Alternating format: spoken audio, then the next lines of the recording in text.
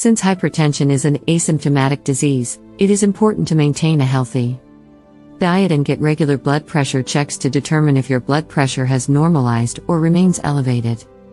We will educate you on some foods that may worsen your health condition if you continue to eat them on a regular basis. 1. Canned tomato products, as a large amount of sodium can be found in most of these foods according to studies can worsen your health condition. So, you should avoid eating it regularly. 2. Salty foods, as salt is a source of sodium, and sodium is one of the substances that can lead to fluid retention and high blood pressure. To improve your health, reduce your intake of salty foods according to studies. 3. Sugar. Eating foods high in added sugar has been shown to raise blood pressure. It's important to avoid eating sugary meals if you have diabetes or high blood pressure.